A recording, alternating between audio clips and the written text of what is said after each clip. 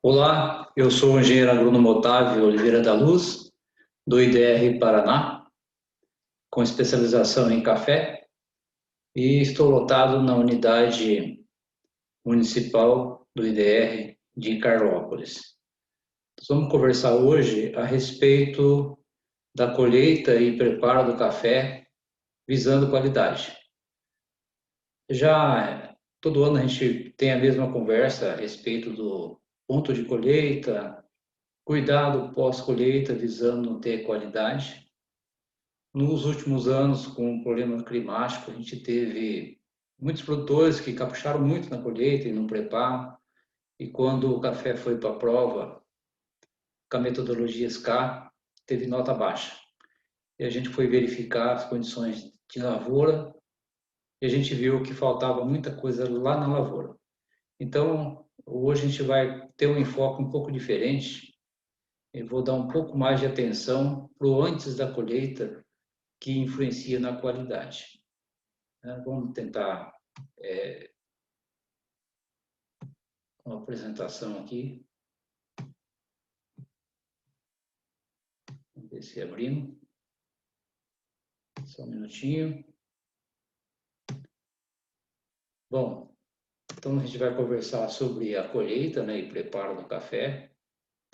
Essa apresentação foi feita pelo evento do Treino Visita de março, né, de 2021. E existe muitas crenças, muitas afirmações, né? E às vezes você acha que é verdade, às vezes você vê que não é.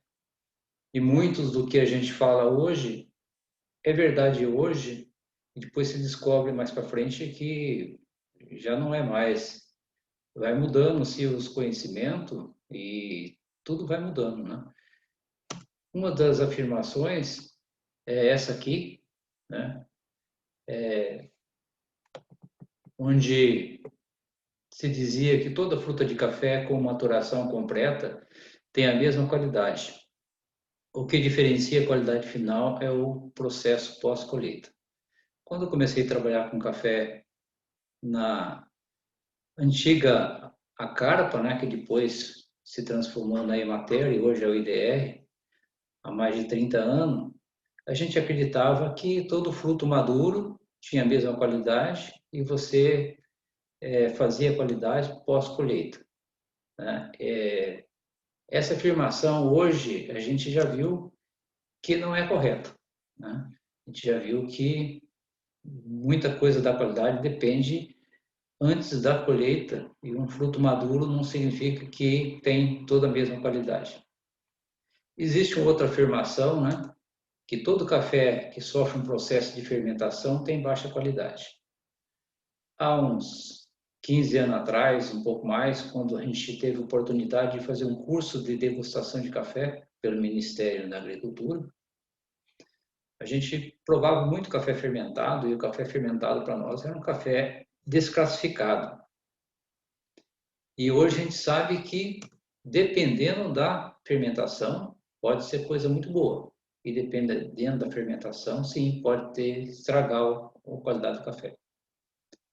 Existe uma outra afirmação, que a qualidade do fruto de café com maturação completa depende de como ele foi formado e do material genético, né? Isso sim, a gente acredita que é verdade e que a gente tem trabalhado hoje dessa forma. Então, a gente vai trabalhar um pouco mais com essa afirmação. Desculpa. Qualidade do fruto do café, com maturação completa, depende de como ele foi formado e do material genético, né? Café maduro, ponto de colheita, né?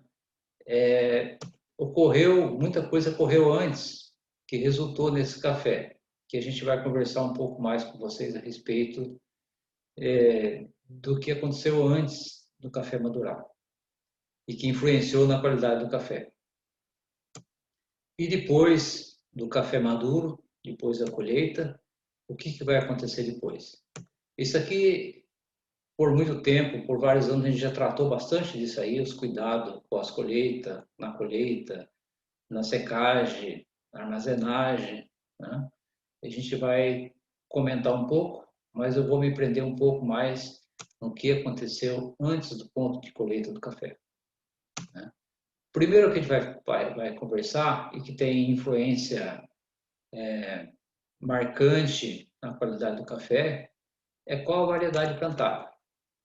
A gente sabe hoje que tem uma influência muito grande. A gente tem aqui resultado de pesquisa dos técnicos do Carmo do Paraíba, né?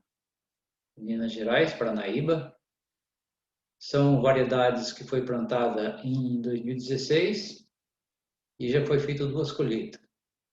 E a gente tem aqui as notas de cada variedade em 7 campos, 7 propriedades diferentes.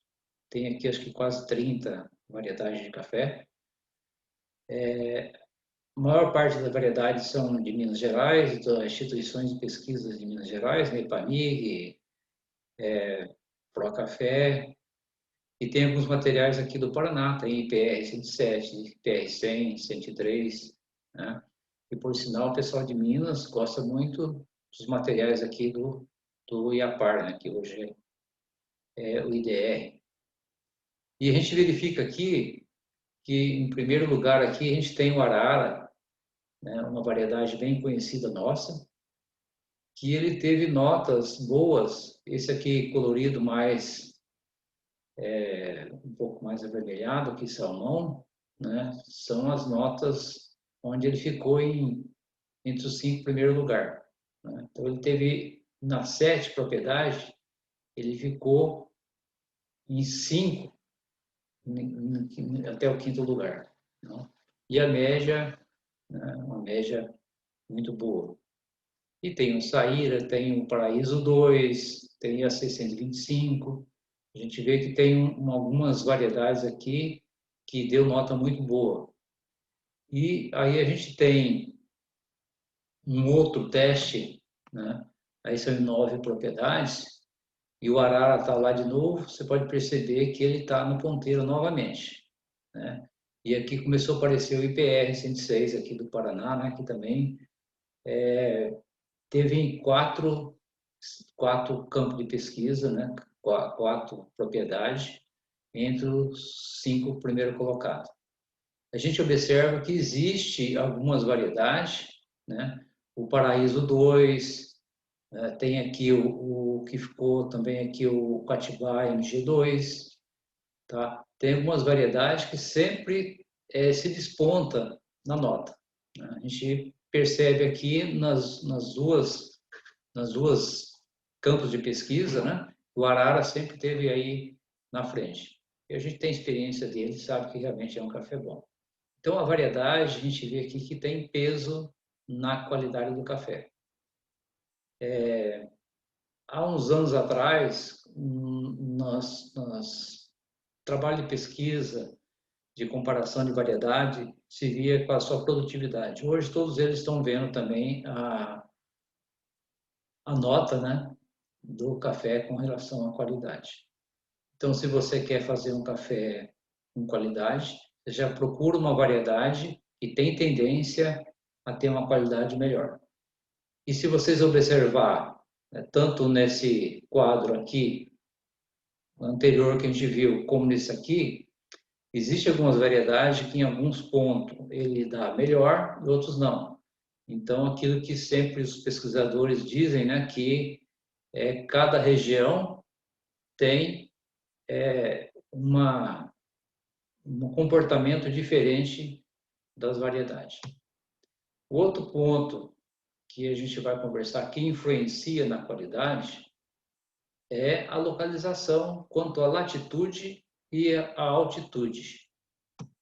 Você tem aqui o mapa de altimetria do estado do Paraná, né, onde a gente vê a altitude, né? Aqui de amarelo para o verde são áreas abaixo de 600 metros, e do amarelo para a cor mais escura são áreas que vai subindo de altitude, né? E aqui a gente tem o paralelo 23, que passa aqui pelo norte do Paraná, e boa parte da região de café do Paraná, e do norte pioneiro, onde a gente está localizado, fica abaixo do paralelo 23, então fica mais ao sul.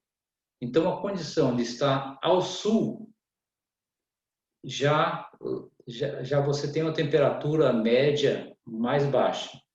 E à medida que você tem altitude, também contribui para ter uma temperatura média mais baixa, que influencia na qualidade de bebida do café.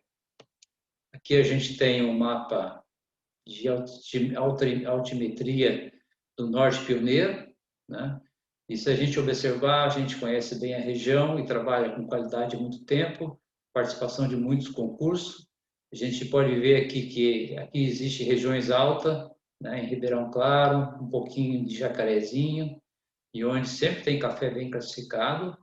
Depois você tem aqui um pouco de Carlópolis, mais aqui Joaquim Távora, seguindo para Siqueira Campos, Salto do Itararé. Aí você entra em Tomazina, você entra em Pinhalão, você entra em Japira, Ibaiti, Piqueira e Curiú. Então, existe uma faixa aqui de maior altitude que, nos concursos de café, tem apresentado muito café muito bom, de boas pontuações e ficado, assim, em primeiro lugar, nos primeiros lugares, né, em muito concurso, né, mostrando aí que a latitude e a altitude têm influência considerável na qualidade do café. Um outro item é com relação à face do terreno. Se a face do terreno é norte, sul, leste, oeste, né? Isso aqui também existe uma influência. Se você tem um terreno no face norte, então a incidência da luz solar é maior, é mais calor, é uma área, toda a área que tem face norte do solo, né, na topografia, a tendência é ter um pouquinho mais de produção, isso serve para o café, para a soja, para milho, né? E as faces sul e sudoeste pegam um pouco menos de sol, a tendência é ser um pouco mais frio, e no caso do café, se recomenda não fazer muito plantio, evitar essa face, principalmente por questões de ventos frios. Por outro lado, se você quer uma temperatura mais baixa, ter um café de qualidade, às vezes é interessante você ter uma parte da sua propriedade com a face sul-sudoeste, que a tendência é esquentar menos. E se você esquenta menos, o café tem uma temperatura mais baixa, demora um pouco mais para amadurecer e a tendência é agregar mais qualidade no grão, né? Então, a questão da face do terreno tem influência, sim, grande na qualidade do café também. Aí, você tem o outro item, que é a altura da lavoura. Não vamos confundir altitude, que é ao nível do mar, e a altura, que é em relação ao fundo do vale, né? Então, vamos falar mais dentro da propriedade ou de uma micro-região, né? Se você tem aqui uma topografia onde na parte de cima você tem uma vegetação baixa, a montante, né?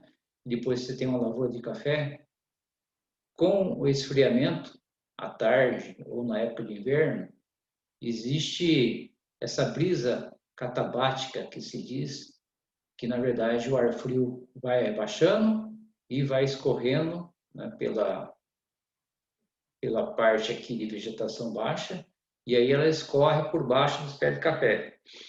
E aqui é o processo que a gente conhece da canela de geada. Então, o ar frio tende a ir para o lado mais baixo, ele é mais pesado que o ar quente, à medida que vai esfriando, né? E se você tem na parte de baixo uma vegetação alta, isso aqui fica acumulado, né? Como se fosse aqui uma represa, só que em vez de água é ar frio.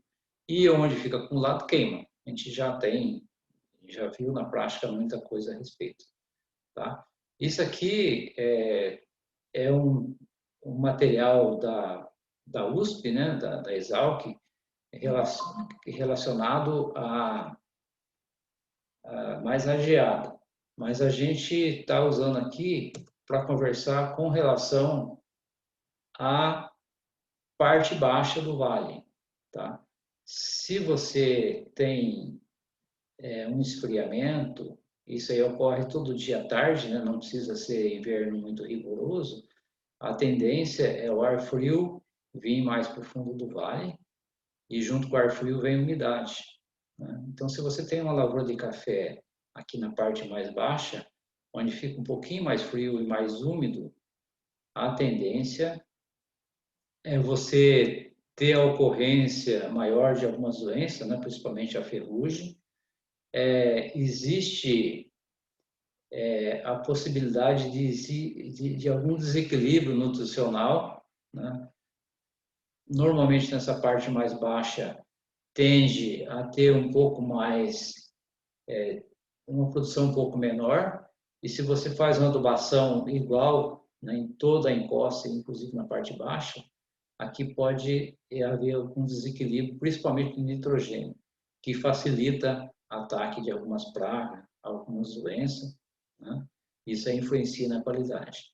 Então, o pessoal de Minas Gerais, os técnicos de lá, normalmente nas propriedades, eles têm um cuidado de, se é uma lavoura, um talhão que pega muito na parte baixa, eles diferenciam um pouco a adubação. Normalmente diminui um pouco o nitrogênio para evitar desequilíbrio.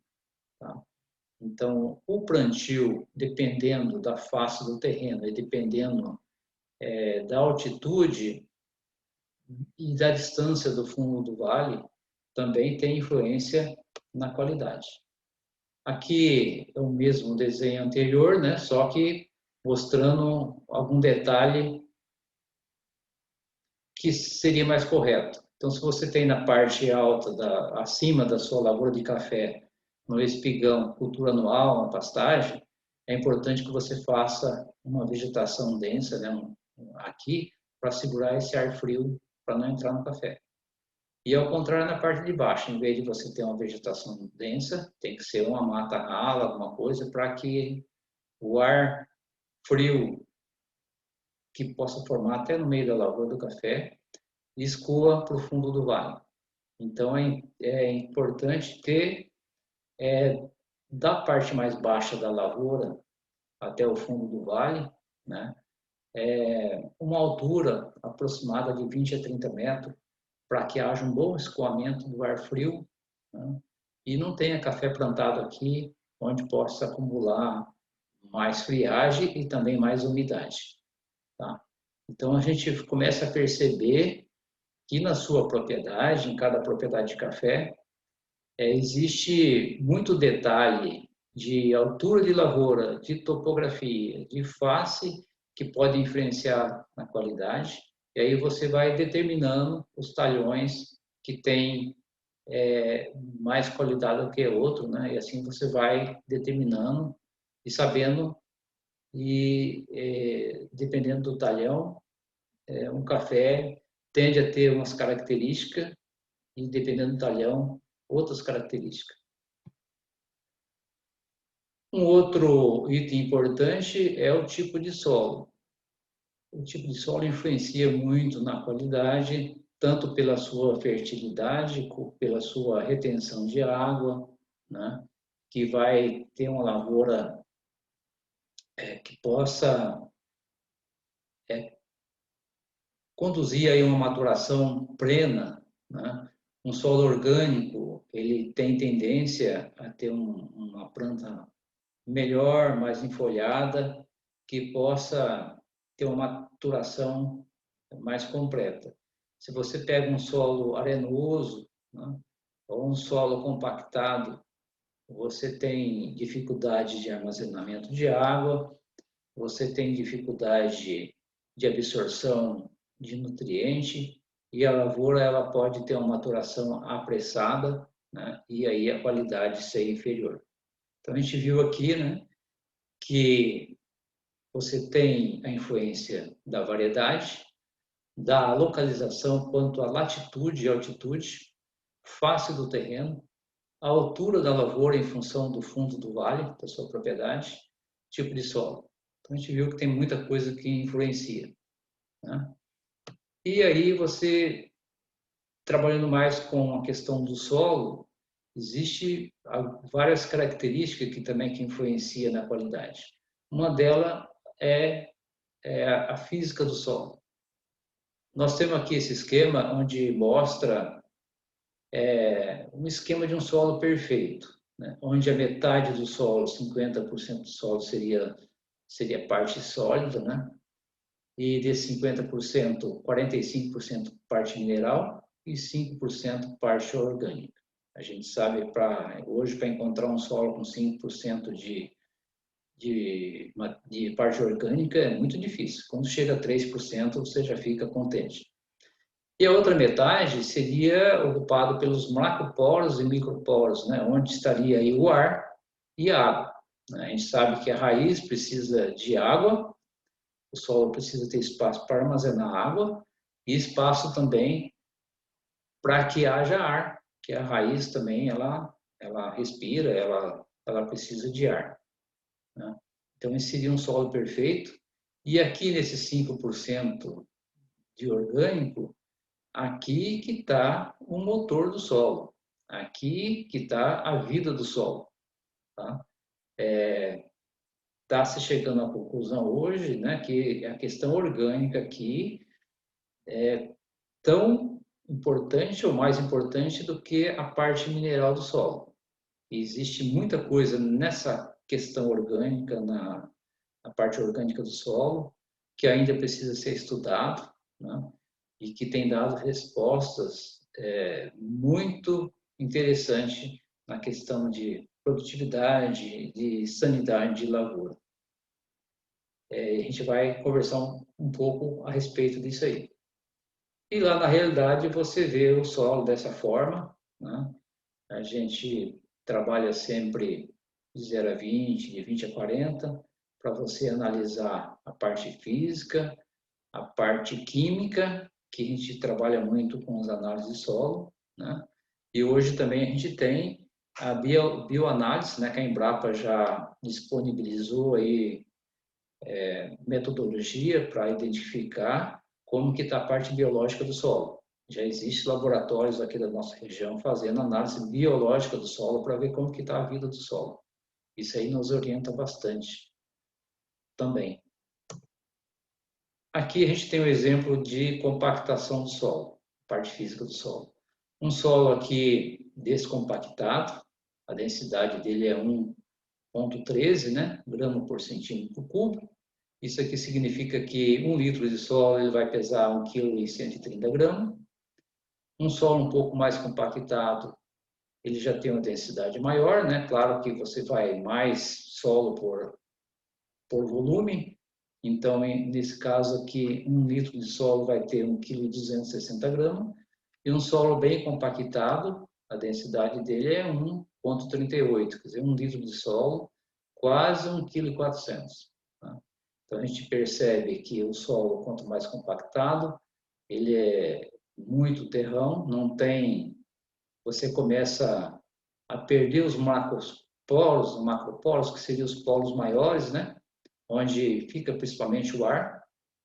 À medida que você vai adensando o solo, vai diminuindo, de 27% vem para 23% e vem para 4%, né? Quando o solo está bem compactado. E aí aumentam microporos, né? Microporos de 35% vai para 44% e 49%. Você vai adensando o solo, né? E você começa, a partir do solo começa a ficar adensado, a força que a planta tem que fazer para retirar a água vai aumentando, né? Então aqui no solo com baixa compactação é 0,9, né? Megapascal, aqui é 2,4 e aqui, no solo mais compactado, é 4,1, né? Quase 5 vezes mais força a raiz tem que fazer para absorver água, tá? Então, quando você compacta o solo, você tem dificuldade de aeração, você tem dificuldade de crescimento de raiz, dificuldade da planta absorver água com os nutrientes. Aqui tem um esquema onde mostra isso, né? À medida que você tem um solo menos compactado, é maior a aeração e maior a filtração de água. À medida que vai compactando o solo, vai tendo resistência ao crescimento radicular. A raiz tem dificuldade de penetrar no solo, né? Prejudica o crescimento da raiz. Quanto maior a compactação, maior a resistência à compactação, né? Porque já está compactado, né? Então, uma vez compactado o solo, ele aguenta mais peso em cima, né? Já está compactado. E a disponibilidade de água, ela é mediana, né? Se você tiver um solo muito fofo, vamos dizer assim, também a água não fica muito disponível, que ela lixivia mais. Se você tem um solo muito compactado, a movimentação de água é menor, mas também fica difícil da raiz captar, né, de absorver a água. Então, o solo, se você tem um solo compactado, você tem uma série de dificuldades que prejudica muito o crescimento da planta, prejudica a absorção de nutrientes, prejudica o crescimento de raiz. Então, se você tem um solo muito compactado, às vezes você faz adubação e não tem muita resposta, né? E aí, até alguns anos atrás, o pessoal se usava muito para descompactar solo subsolador. E a gente viu que hoje o que mais descompacta solo com muita eficiência não é subsolador, é raiz de planta, que a gente vai ver um pouco para frente, né? A raiz das plantas descompacta muito o solo, pela formação de macroagregados, que a gente vai ver um pouco para frente. E aí você vê uma lavoura dessa, né, sendo formada com uma cobertura muito grande de braquiária, né? Imagine que esse solo vai sofrer uma descompactação muito grande pelo crescimento da raiz da braquiária. A raiz da braquiária, como a gente vê aqui, ela é muito densa e muito profunda. Algumas trincheiras que foi feita até com 4 metros de profundidade e a raiz da braquiária estava lá embaixo. Agora imagine toda essa raiz penetrando no solo. Quando essa raiz morre com o corte da braquiária, é matéria orgânica que está lá embaixo. Cada raizinha dessa que desce é um poro onde vai penetrar água, penetrar ar. Tá? Então melhora muito o solo, o sistema radicular. E aí você tem um sistema radicular de um café também bem formado. Olha quanta raiz tem. A gente vai conversar um pouco sobre a parte biológica do solo, né? A biologia do solo está na rizosfera, que é a porção de solo do lado de cada raiz, né? Então aqui a quantidade de raiz e a quantidade de biosfera aqui, de área aqui de influência da raiz, que influencia a biologia do solo, é muito grande, né? Então é interessante isso aí. E se você tem uma diversidade de ervas daninhas, como essa aqui, né? A gente sempre fala que a braquiária é muito bom para melhorar o solo, mas assim que o solo melhora um pouco, é bom que você vai tendo outras ervas daninhas, porque você vai ter diferentes sistemas radiculares, como esse esquema aqui, né? Então você tem diferentes sistemas radiculares, você tem diferente profundidade de raiz, e cada raiz dessa aqui tem uma preferência e recruta um micro-organismo diferente. Então, você tem uma diversidade muito grande, né, que traz um equilíbrio biológico para o solo muito forte. Então, a questão de você ter uma massa de ervas daninhas diversas é muito importante, tanto na parte de cima, né, porque aqui você tem uma quantidade grande de flores de ervas daninhas, onde tem néctar para os inimigos naturais, os insetos, como tem também pólen, né, que serve de alimento. Os inimigos naturais estão por aqui, abrigo dos inimigos naturais, que depois ele vai acabar indo atacar a praga lá no café.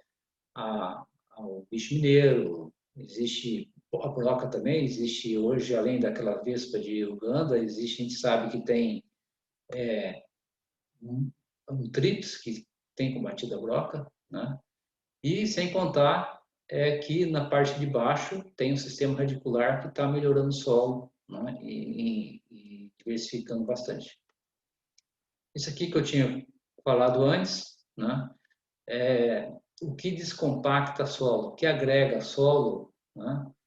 É matéria orgânica produzido pelas plantas, pela fotossíntese, né? Que a fotossíntese você consegue captar o CO2 da atmosfera e a energia do sol transforma em matéria orgânica. A raiz que penetra no solo, né?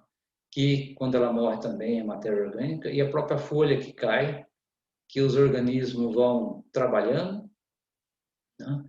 Na rizosfera, os fungos e outros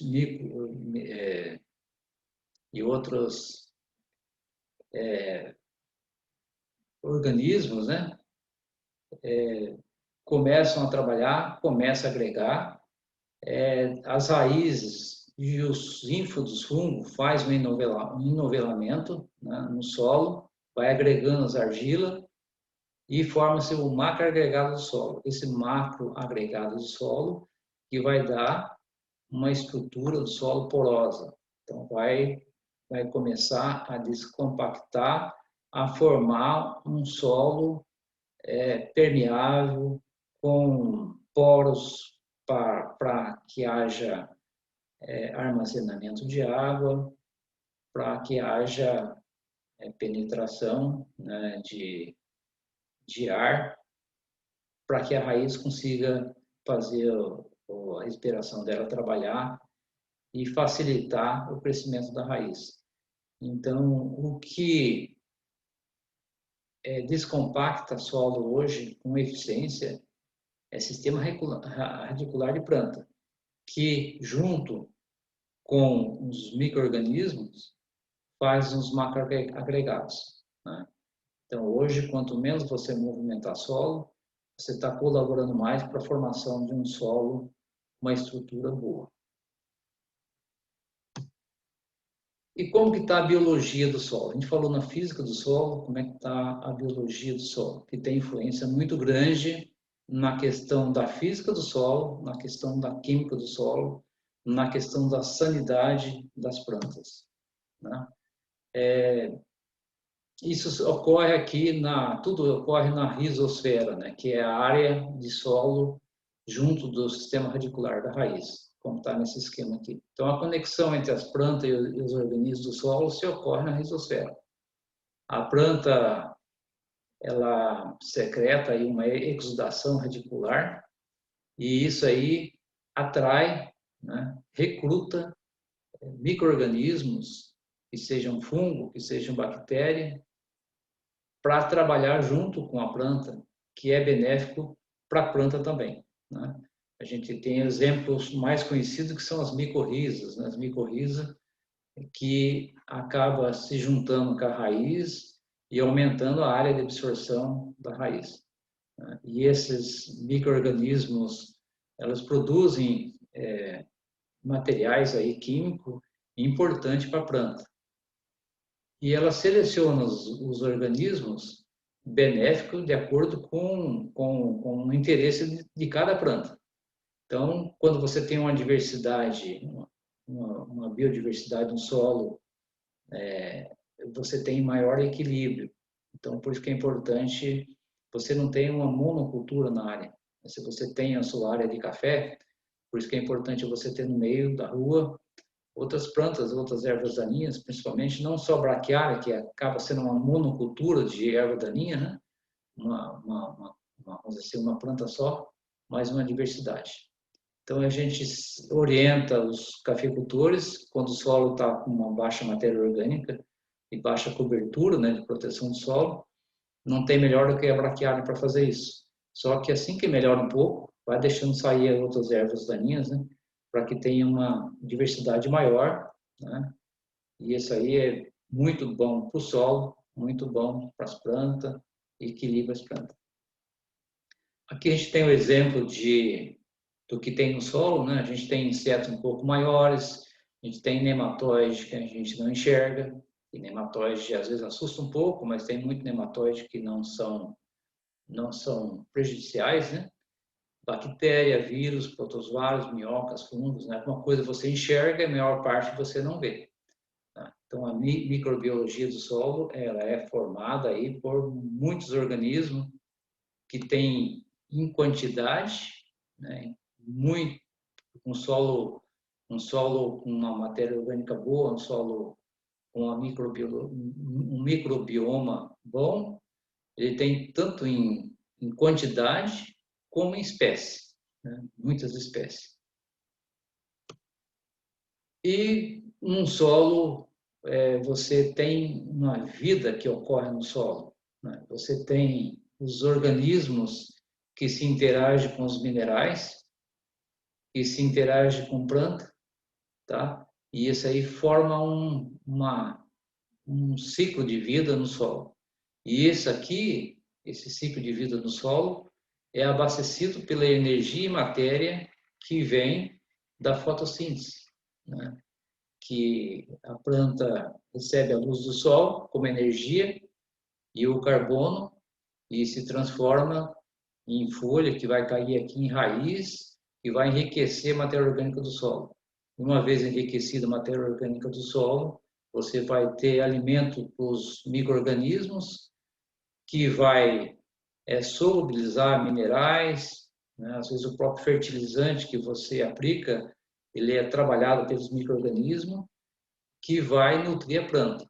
E a planta, quanto mais nutrida, mais vai incorporar no solo energia e matéria, através da fotossíntese da folha e da produção de biomassa, né?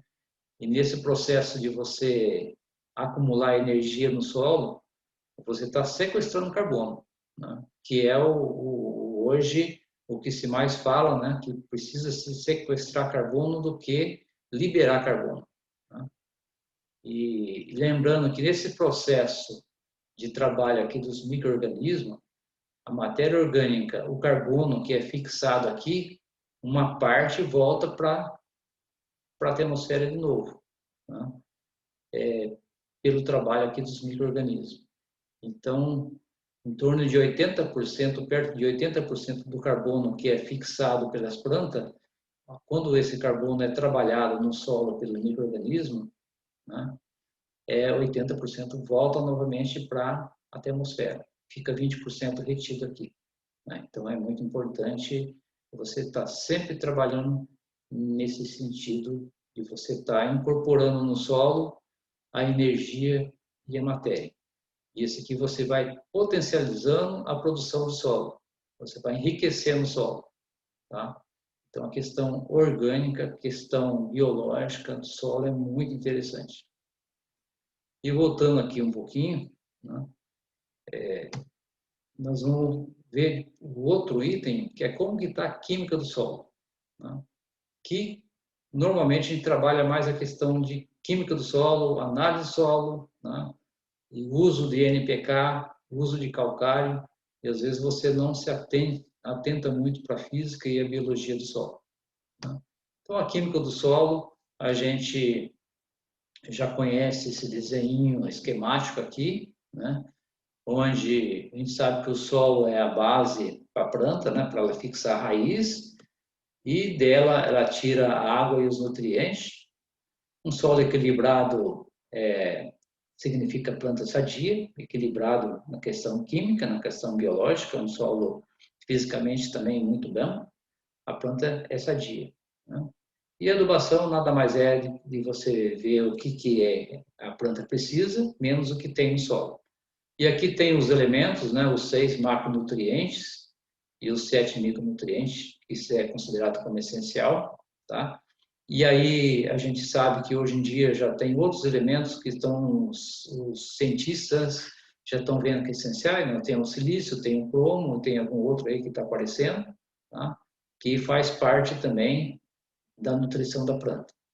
E aqui que entra quando você tem uma matéria orgânica alta no solo e você tem uma quantidade de micro-organismos diversificado e também bastante alto, existe muita coisa que é suprido, que você nem sabe que a planta está necessitando, e essa matéria orgânica que tem no solo acaba alimentando a planta, né? E tem muita coisa que ainda tem que se pesquisar, descobrir sobre a vida do solo, que é muito pouco estudado, né? E está se vendo hoje que a importância da parte orgânica e a parte de vida do solo é muito grande para a nutrição da planta. E aqui é uma constatação desse ano, uma das nossas produtoras colheu o café a dedo, né, só o madurinho, e fez uma quantidade de quilos de café especiais para ir para o campo das mulheres. E a gente achou até que ia dar um café muito bom. E quando esse café foi degustado pelos Q-Grade, e apresentou um café de bebida dura para melhor, né? A gente esperava que seria um café, no mínimo, apenas mole, né? Um leve sabor de fruta vermelha e mel, um café equilibrado com corpo e acidez médio a baixo, café com a astringência típica de presença de grãos imaturos, amendoim e pipoca. E a nota não foi alta, né? Uma nota 77,5, tá? Aí a gente poxa, mas foi caprichado muito na colheita, foi colhido só bem maduro, né? Por que deu um café assim ruim, né? Uma nota baixa, adstringente, né? Uma bebida dura, que não é uma bebida tão boa para quem quer um café especial. A gente foi ver a análise de solo dessa propriedade. Olha como está. Em vermelho é que está muito baixo, em amarelo que está baixo, o verdinho bom e o roxinho que está em excesso. Se você vê, o pH estava muito baixo, alumínio muito alto, baixa matéria orgânica, cálcio e magnésio baixo e saturação baixa também, tá? Aí eu fui ver, não, mas foi recomendado calagem, mesmo que a calagem não melhorou o seu solo, eu lembrava que tinha uns 2 anos recomendando a calagem. Aí ela me disse, não, meu marido não deu tempo de aplicar o calcário, né? Não deu tempo de aplicar o calcário, fez até alguma adubaçãozinha, mas olha o estado do solo, tá? Então não tinha como dar um café bom, né? E lembrar que quando você vai jogar o calcário no solo, você ia aplicar um calcário e às vezes o gesso, né? Olha o que melhora. Vai melhorar o pH, vai melhorar o alumínio, vai melhorar o cálcio, vai melhorar o magnésio e vai melhorar a saturação de base, né?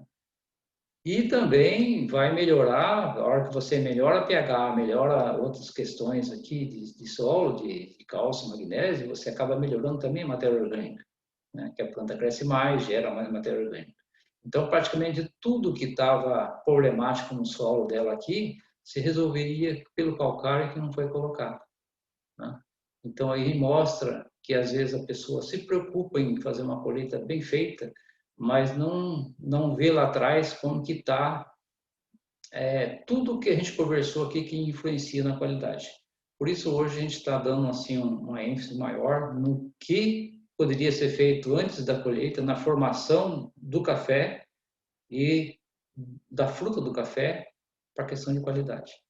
E a gente sabe que existe pesquisa que demonstra que um solo que não é feita a correção da sua acidez pode prejudicar até 70% da ação do fertilizante.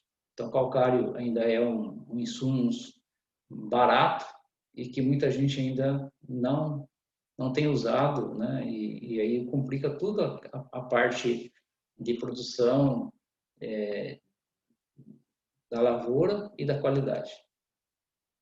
E quando falando em calcário, um lembrete que sempre quando for usar o calcário, procura usar o melhor calcário. O mais caro do calcário não é o calcário, é o frete.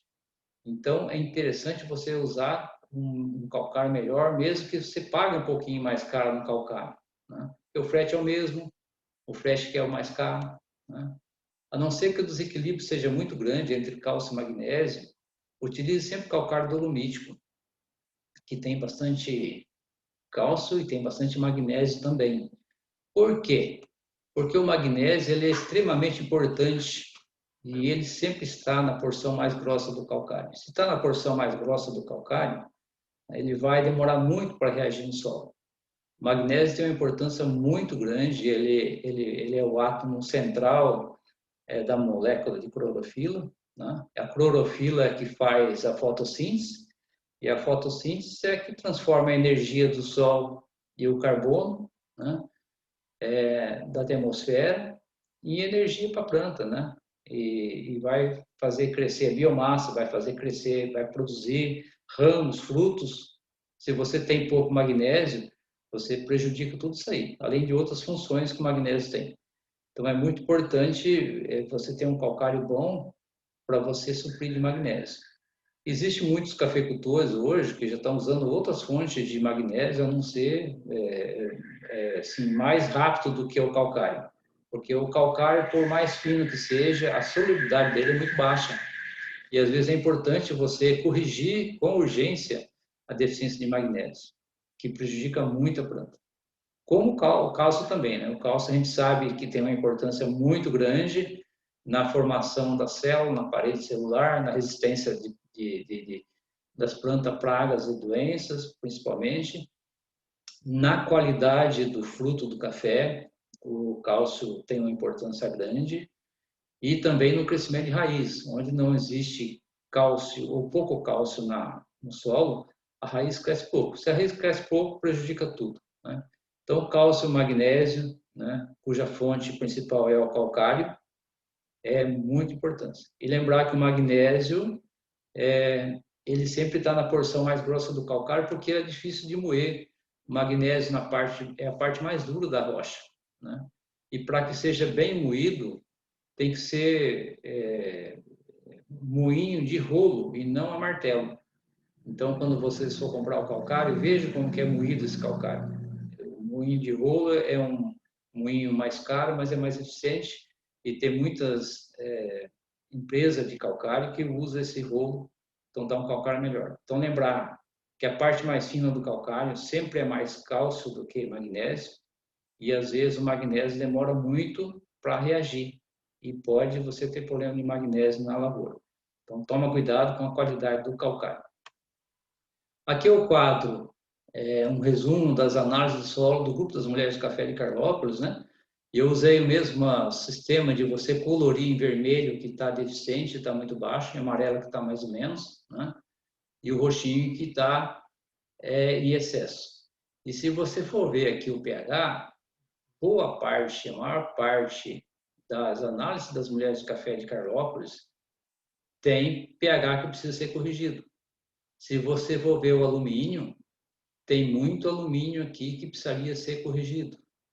Se você for ver a matéria orgânica, maior parte precisa estar com a matéria orgânica baixa. Então, a parte de vida do solo precisa ser melhorada, tá?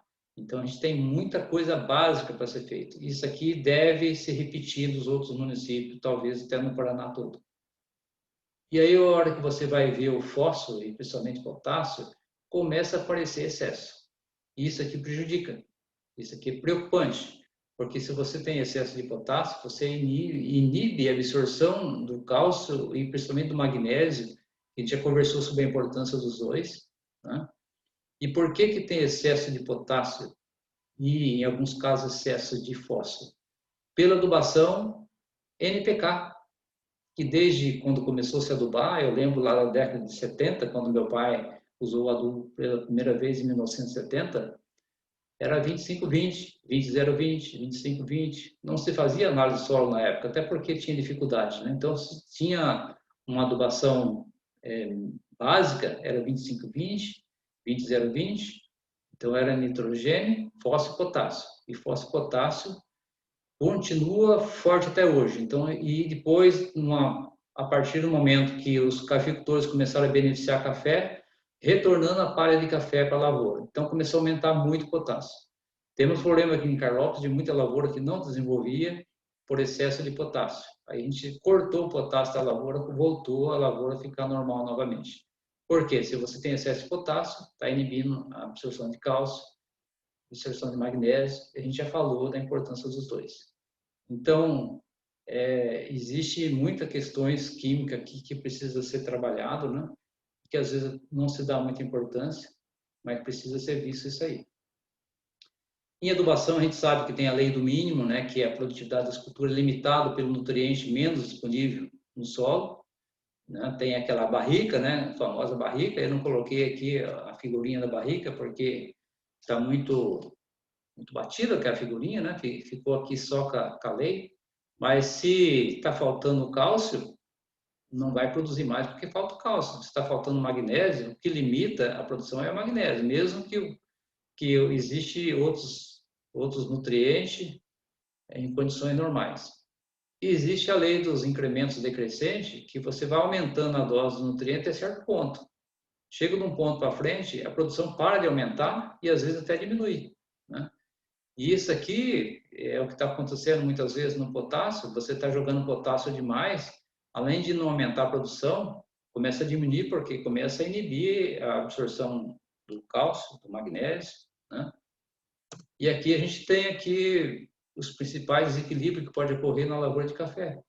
Se você tem um excesso de calcário, você vai ter deficiência dos micronutrientes, zinco, boro, cobre, ferro, manganês, e pode até haver um desequilíbrio no potássio pelo antagonismo, né, do magnésio e o cálcio. O potássio excesso inibe a absorção do magnésio e do cálcio. Mas se tiver um magnésio e o cálcio numa quantidade muito grande, também inibe a absorção do potássio. O excesso de nitrogênio provoca deficiência de boro, de cobre, de zinco, de ferro, né, e uma maior suscetibilidade a algumas doenças, como a foma e a pseudomonas. Então, tomar muito cuidado também. Por isso que é bom fazer uma análise foliar lá em dezembro e ver se precisa cortar o nitrogênio ou não, né? O excesso do fósforo no plantio dá deficiência de zinco e cobre, tá? E aqui não tem aqui, mas o excesso de zinco em plantas novas, né, paralisa também o crescimento do café, engrossa a raiz e paralisa. Então, excesso também é prejudicial. Excesso de potássio, como a gente falou, prejudica dá deficiência de cálcio e magnésio e muitas vezes também do boro. E o excesso de matéria orgânica dá deficiência de cobre. E eu ainda quero ver essa deficiência de cobre por excesso de matéria orgânica, né? Eu acho que é meio difícil. Mas é isso aí. Ok? E como que está a sanidade da lavoura de vocês, né? Isso aqui também é muito importante na questão da qualidade. Você tem aqui a ferrugem, né? Você tem aqui o bicho mineiro. Ferrugem tem influência muito grande na qualidade, porque se tiver um ataque de ferrugem, desfolha. Café sem folha não tem produção de energia, de carboidrato, não consegue nutrir os frutos. Se não cair o fruto, vai secar antes ou vai dar um fruto imaturo. Da mesma forma, o bicho mineiro desfolha, prejudica a planta. E aqui a broca, vocês conhecem muito bem ela prejudica diretamente o fruto, prejudica a qualidade do fruto, né? Você tem aqui antracnose de ramo, mata ramo, diminui a área foliar, prejudica a lavoura. Aqui a gente tem aqui, vamos ver se eu consigo descobrir aqui. A gente tem aqui a foma, em algumas áreas muito altas do Paraná pode ocorrer, mas não é de ocorrência muito forte aqui. Mas também ela derruba a folha e seca a ponta de galho. A gente tem aqui a mancha aureolada, que também desfolha, e a cercóspora. A gente tem aqui o arco da leprose, que derruba a folha, seca a ponta de galho também. Aqui é no fruto, prejudica a qualidade do fruto. A gente tem nematóide, que vocês conhecem bem, que acaba com a lavoura, né? Chega a secar, matar a planta. E a gente tem aqui cercóspora no fruto, que prejudica a qualidade do fruto depois de formado. Cigarra, que suga a raiz e definha a planta, também acaba com a planta, prejudica a qualidade. Acro vermelho, também provoca desfolha, principalmente dos ponteiros. Aqui, cochonilha de raiz, cochonilha de roseta, né, de ramo. E, além do mais, a gente tem o bicho da raiz, né, ou broca da raiz, a gente tem lagarta, quer dizer, tem muita coisa. Então, aqui já deu um quadro aqui com um monte de problema de sanidade que precisa ser acompanhado, ser resolvido, né? E para isso aqui tudo, tem controle cultural, né? Ferrugem tem variedade de existência, né? Para bicho mineiro até tem alguma coisa de variedade já saindo aí, né? Existem inimigos naturais, né? Também que precisa ser preservado e potencializado. Isso aí é interessante, fazer manejo integrado de praga, né? E usar variedades que tem aí com resistência. Nós temos variedade com resistência à bacteriose, tem variedade com resistência à ferrugem, que você plantando ela, você tem um ganho enorme e são produtivos, são com qualidade de bebida muito boa, né? E às vezes o produtor fica plantando no Catuai, Mundo Novo, que também não é variedade ruim, mas não tem resistência e tem material muito bom aí, né? Conforme a gente vê aí nos ensaios. Precisa a gente pensar um pouco em usar material que a pesquisa colocou aí para a gente usar. Material bom, que ajuda no controle de praga e doença e tem produtividade boa e boa qualidade de bebida. E como é que está a condução da lavoura? Tá? Aí você vai ver lavoura, né, mal conduzida, um monte de haste, né? Isso aqui prejudica no trato da lavoura, tem um fechamento maior, dificulta o controle de praga e doença. E também quando você tem um monte de haste, a tendência sua é você não ter uma nutrição suficiente boa, né? Então é importante que você faça uma boa condução da lavoura para que você consiga ter produção e ter uma nutrição suficiente, né? Olha aqui, é bastante haste, você diminui a vida útil da lavoura, né? Porque ela começa a decair demais, né? Então a gente conversou um pouco, né, sobre a qualidade do fruto, né, que a maturação depende, a qualidade do fruto de café com maturação completa depende de como ele foi formado e do material genético. Então, tem muita coisa que você deve fazer antes do café estar maduro que influenciou, né? A gente viu, então, a questão do que aconteceu antes e agora a gente vai ver um pouco do que vai acontecer depois que você pode manter a qualidade. Então, a qualidade do café você vai fazer ela antes de amadurecer. Depois do café maduro, você vai colher e secar de uma forma que você não perca essa qualidade que formou. Então, você faz a qualidade do café antes, não faz a qualidade depois. Depois, você pode tentar manter o máximo a qualidade que você colocou no fruto aqui na lavoura, né? Então, quando você vai trabalhar com café, existe dois caminhos. Ou você vai fazer um café commodity, né? Ou você vai trabalhar com cafés especiais. Se você vai fazer commodity, você vai trabalhar com grandes quantidades de café. 100 sacos, 200 sacos, 1000 sacos de café, 2000 sacos de café.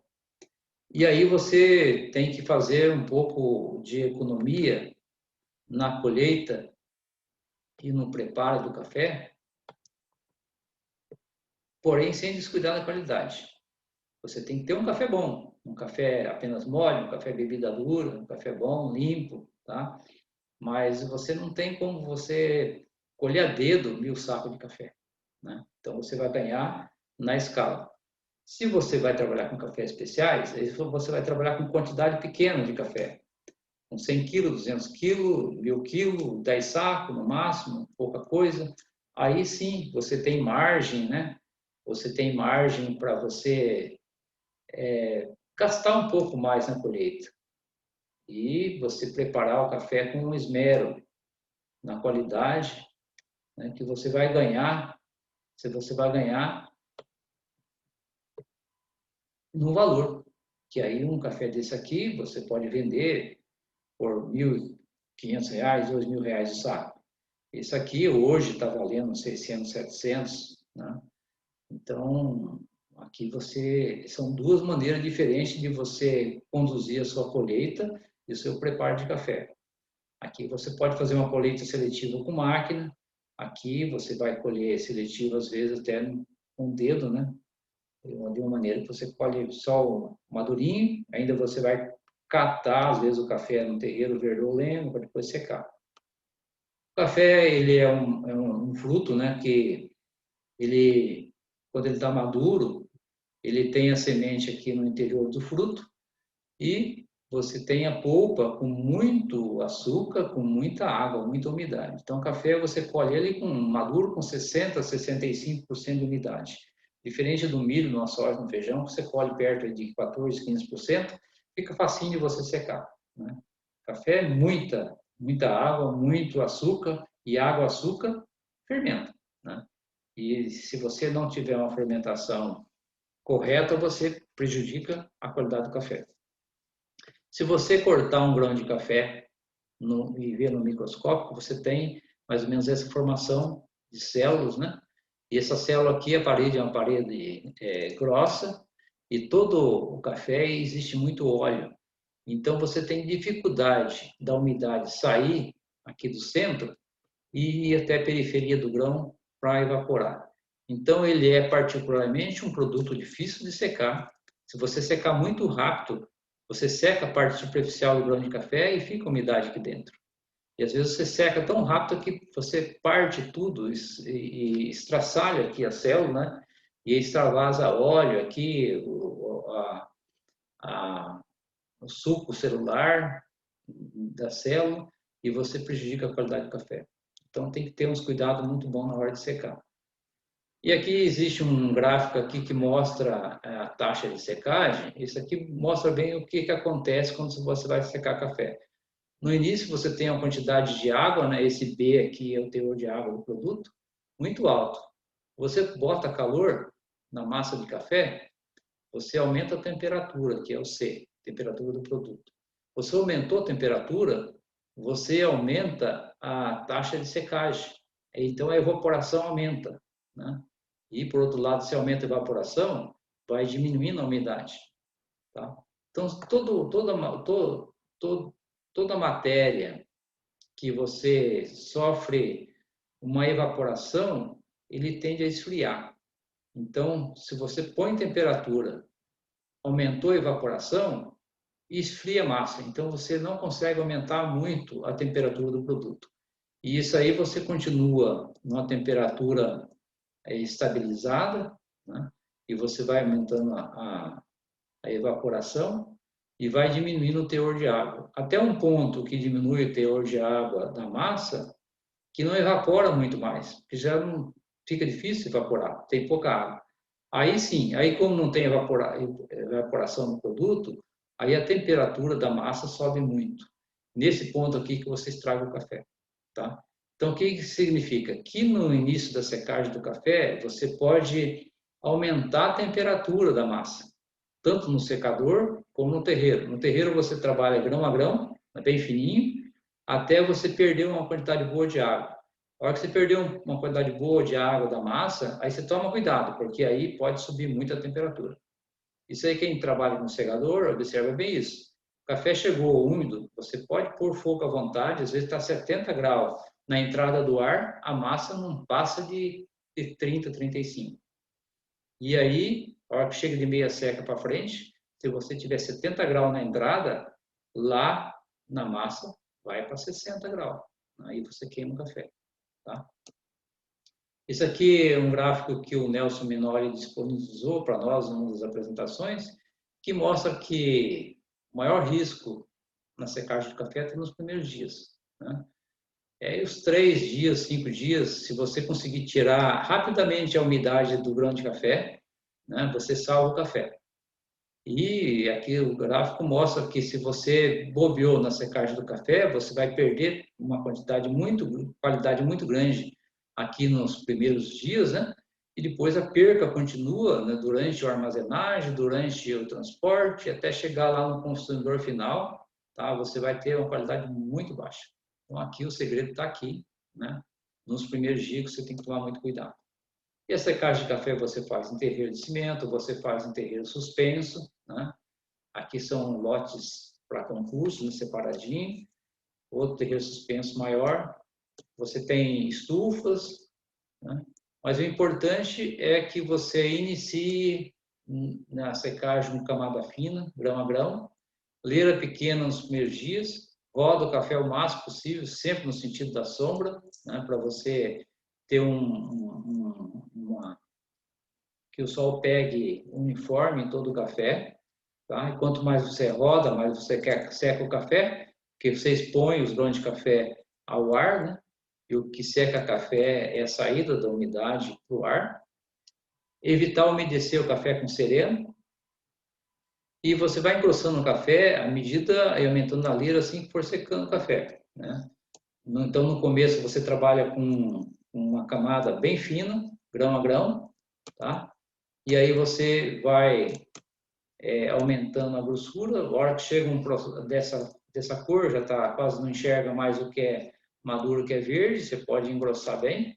A leira você faz no início, ela fininha, né? E baixinha, e depois você vai engrossando à medida que vai secando o café, tá? E você vai engrossando a leira, vai engrossando o café no terreiro também. Então você seca no começo bem grão a grão, né? Bem fina a camada de café, para ter bastante calor, para que perca a água quanto antes, quanto mais rápido. E conforme a gente falou, no começo não há problema, não sobe a temperatura do grão de café, tá? Porque está evaporando bastante. À medida que a massa do café começa a ficar marrom, significa que já perdeu bastante água. Aí começa a ter perigo se você deixar muito fino. Aí você vai engrossando. Uma leira mais grossa, daqui você já passa para fazer monte, né? Caso chova, você vai mudar a leira várias vezes ao dia. E se aguarda secar bem o terreiro e a leira, muda a leira, aguarda secar o terreiro, para depois você esparramar o café. E após meia seca, com umidade abaixo de 18%, né? Amontoar o café todo dia ali pelas 2, 3 horas e só esparramar o café outro dia quando o terreiro estiver seco. Meia seca para frente, se vocês observar, nas 24 horas, talvez você vá botar o café no sol umas 4 horas no máximo. O resto, 20 horas, ela trabalha no monte, que é onde vai fazer, a gente chama da igualação. A igualação do café é extremamente importante, que vai dar um café uma seca igualada. Isso aí influencia no aspecto do café, influencia na torra do café. Então é muito importante que seja feito, né? Para que as umidades diferentes dos grãos começam a se ficar igual. Você começa a fazer a igualação já na leira pequena, depois na leira maior, no leirão próximo da seca, e depois você termina a igualação no monte após meia seca. E no secador é muito importante ter os intervalos de descanso, né? É muito bom deixar o café na tulha e descansar por 5 a 6 dias quando atingir a umidade de ponto de meia seca. Ajuda muito na igualação. O pessoal tem errado muito na secagem do terreiro, coloca o café no terreiro e põe fogo e só para o fogo quando tiver com 12, 11 graus, né? Aí o café seca muito rápido, ainda fica umidade dentro do grão de café e, além disso, você acaba estourando tudo o café, perdendo qualidade pela seca muito rápida. Então, o café precisa descansar para igualar, para que dê tempo da umidade do centro do grão migrar para a periferia do grão e depois sair a umidade fora do grão, né, para o espaço, e o grão ter uma seca uniforme e boa. Depois da meia seca, quem vai secar no terreiro, a gente pede para dar preferência ao sistema de monte vulcão, né? Que isso aí, na verdade, você vai abrindo um monte de café, nem esparrando, porque vai ficar pouco tempo mesmo tomando sol. Então, é só um pouquinho de sol e já fecha de novo. Após meia seca, não deixar o café tomar chuva de jeito nenhum, né? E utilizar no terreiro, no local do monte, meia-lua, o sistema de queijo, né, aquela parte mais alta, para que a água da chuva não entre por baixo da lona e molhe o fundo do monte. Isso aí dá um problema sério. Cobrir o monte de café com saco de estopa e por cima a lona. Esse saco de estopa segura muita umidade que condensa ali na lona, né? chegando perto do ponto de secagem, 11 a 12%, fica atento para não passar seca. Então, toma cuidado, porque 1 grau que passa seca, além de você perder 1% no peso, você tem café, quebra mais no benefício, tem uma série de problemas que dá depois. Falando um pouquinho agora da fermentação, né? A fermentação do café é um processo que nos últimos anos ganhou muito adeptos, né? E até ficou uma moda, né? Na questão da fermentação do café. Muitas pessoas descobriram a fermentação por acidente. Esse aqui mesmo é o André, do sul de Minas. Ele deixou lá o capataz dele fazer a colheita. Quando ele voltou lá na propriedade à tarde, ele queria aproveitar a colheitadeira e, mesmo sem terreiro, ele colheu até o fim do dia, né? Aí chegou lá, o terreiro estava muito cheio de café. E ele não conseguia nem com o trator quase manejar. O trator chegava a patinar assim no terreno. Ele falou, poxa vida, perdi o café. Quando ele secou o café e mandou para a cooperativa para beber, ele teve uma grata surpresa que o café dele bebeu frutado, 82 pontos. E aí perguntaram como que ele tinha fermentado o café. Na verdade, ele fermentou o café dele no susto. E assim teve muitos outros produtores que fez dessa forma, né? A produtora de Figueira ganhou um concurso aí, fazendo café meio que errou na secagem, acabou acertando, né? Então, muita gente acabou fazendo fermentação meio no susto.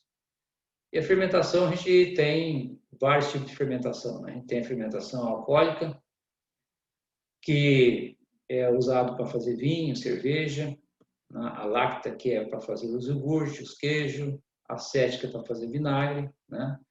E as butíricas que prejudicam o alimento, que são as indesejáveis, né? Ou, no caso do café, se usa mais aqui a alcoólica e alguns entram na lática, né? Que consegue dar uma qualidade melhor no café. Aqui tem o esquema da fermentação.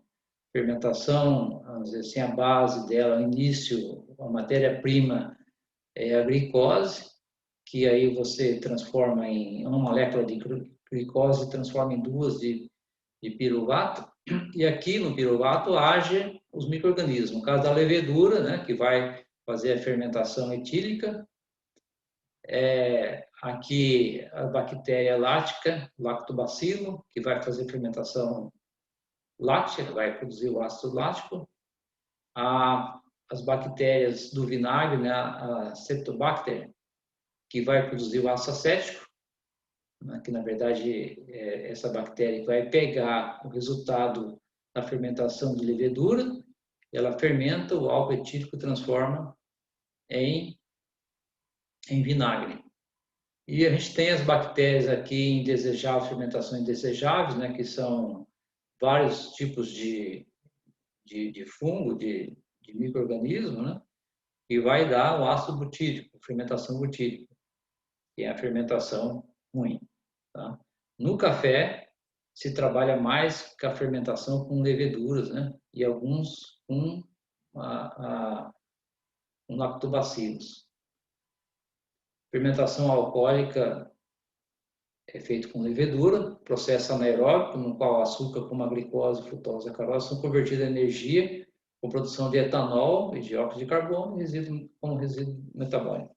Esse aqui é a fórmula aqui, né? A glicose, você vai ter produção de gás carbônico, o etanol e a energia que é utilizada pelos micro-organismos. Aqui está o esquema da fermentação alcoólica. Você tem a glicose, transforma em 2 ácido pirúvico, que aí se é feita fermentação pelo micro-organismo e que vai transformar no etanol. E libera carbono, né? E a energia aqui que é liberada. Aqui é a fermentação láctica, né? que é o... E aqui tem as fermentações indesejáveis, que é butírica, que é feito pelo Clostridium, a propiônica, streptococo, a mesofílica, pelo aspergillus, né? Que é a ocratoxina, que é o terror dos alimentos, né? processo de fermentação do café pode ser desenvolvido sob 3 formas. A fermentação aeróbica, que é chamada fermentação seca, que é a que normalmente ocorre nos nossos terreiros, né? Na lavoura e vem até para o terreiro. Fermentação anaeróbica, que é chamada de fermentação sobre a água. E a fermentação anaeróbica pela maceração carbônica, que é feito em processo anaeróbico, normalmente dentro de tambores ou de recipiente hermeticamente fechado. E no caso da maceração carbônica, os grãos são inteiros, né? Derivado do que se fazia muito com vinho. Se fala da fermentação positiva ou fermentação controlada do café, que na prática é muito pouco controle, porque diferente do que a fermentação do vinho, onde se controla o teor de açúcar, a temperatura e a acidez, no caso do café, a dificuldade de descontrole é imensa, né? Os grãos de café já vêm com alta carga de micro-organismos da lavoura e acrescentados os micro-organismos da água de lavagem, né? E isso aí você tenta fazer um controle, né? Mas é difícil, não se consegue uma receita de bolo para fazer a fermentação. Cada região, cada propriedade, cada talhão, a fermentação pode ser diferente. O que se faz é você acaba fazendo uma seleção, quando você faz uma fermentação anaeróbica, né? Você acaba selecionando na sua massa de café só aquele micro-organismo que consegue viver anaerobicamente, tá? Alguma coisa você consegue controlar, mas é muito difícil ter controle de tudo, né? E a questão das pesquisas? Eu conheço um dos que trabalha com fermentação há mais tempo, é o Mariano Martins de São Manuel. Ele iniciou os trabalhos dele em 2008, faz um bom tempo. E nos últimos anos ele tem uma assessoria de uma empresa europeia que tem fornecido micro-organismos para ele, né? E ele tem feito várias fermentações. Ele tem mercado de café fermentado nos Estados Unidos e tem vendido muito bem o café dele. A fermentação dele é em grandes quantidades, 50, 100 sacos. Ele faz fermentação e num monte de café no terreiro, moendo com lona, umedecendo o café com uma mangueira com água quando é necessário, controlando a temperatura de madrugada, abre o café, fecha de novo, né? Mas ele tem tido algum resultado bom na fermentação, né? Segundo a informação que ele tem nos passado. Instituto Federal do Rio de Janeiro, o pesquisador Ademar, testou o tempo, tipo de descasque, temperatura e altura de massa de café, tem bastante resultado lá. Instituto Federal do Sul de Minas, o Leandro, iniciou em 2015, testou 3 leveduras, e hoje o que tem mais trabalho em ensino de fermentação é a professora Rosane da UFA, de Minas Gerais, da Universidade de Lavras, né? E ela tem uma seleção muito grande de micro-organismos para inoculação, com uma especificidade, né? Então, se ela já chegou num ponto que se quer um café com determinada característica, ela tem um micro-organismo selecionado para isso, né? E o ano passado ela iniciou um trabalho a campo com uma parceria com a Syngenta e tem avançado bastante nisso aí. Então, é considerado hoje uma das pesquisadoras que mais entende, mais tem trabalho de fermentação aí no Brasil. Evilásio de Cambira também trabalha com fermentação há alguns anos. Ele fermenta o café dele no terreiro suspenso, deixa alguns dias meio grosso, sem mexer, e vai fazendo o controle da maneira dele e tem tido resultado bom.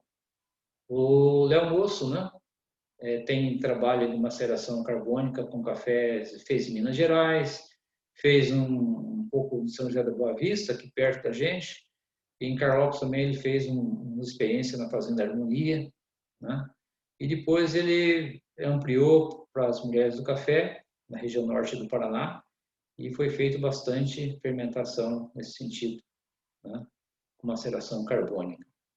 Fazenda Califórnia de Jacarezinho, o Luiz já faz há vários anos fermentações, estudou bastante, e ele está trabalhando com inoculação de leveduras específica em quantidade maior e com bom resultado, né? E as mulheres do Café do Norte Pioneiro já estão indo para a terceira safra com fermentação, com um nicho de mercado específico, né? Então tem muita coisa correndo por aí, muita coisa para se aprender ainda. Muita gente já avançou bastante. Aqui é o Edson de Jaquintal, Siqueira Campo, na divisa ali, com sua fermentação, maceração carbônica. E aqui um produtor que ele fermenta dessa forma aí, ó. Né? O café de concurso dele, ele dá uma fermentada no terreiro, deixa aí mais grosso, sem rodar nos primeiros 2 dias. E assim, tem muita gente fazendo fermentação de diversas formas, né? E muitos conseguindo resultado muito bom, com boas notas, e outras vezes não consegue tão bom assim. Mas fermentação tem muita coisa ainda para se avançar, se aprender. Resumindo, na secagem do café, você colhe, o grão tem que ser maduro, bem formado, de preferência de uma mesma variedade. E se você for para café especial, você precisa ainda fazer uma retirada dos verdes, do verdolengo, dos maduros parciais. Você faz uma outra seleção. Né? O terreiro tem que ser bem conservado, limpo e desinfectado. Secagem tem que ser rápida no início, lenta no final, com muito descanso, conforme a gente conversou. Temperatura, máximo 40 graus no início e no final, máximo 35 graus. Essa dica a gente dá. E hoje eu queria lembrar a vocês que não basta ter uma qualidade boa. Está se exigindo, muitas empresas que estão comprando café, está exigindo algum tipo de certificação. A gente tem aqui o programa de café sustentável, a gente tem aqui o 4C, que avançou um pouco nos últimos anos, não está se vendo muito, né? Mas é uma certificação não muito difícil de você conseguir. Você tem a UTZ, que é uma fermentação, é uma certificação que leva em conta muito a questão de administração econômica, né?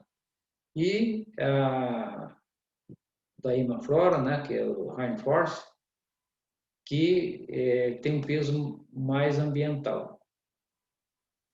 E tem o Certifica Minas, né, que é uma certificação específica de Minas Gerais, de governo de Minas, e aqui para nós fica aí um recado, né?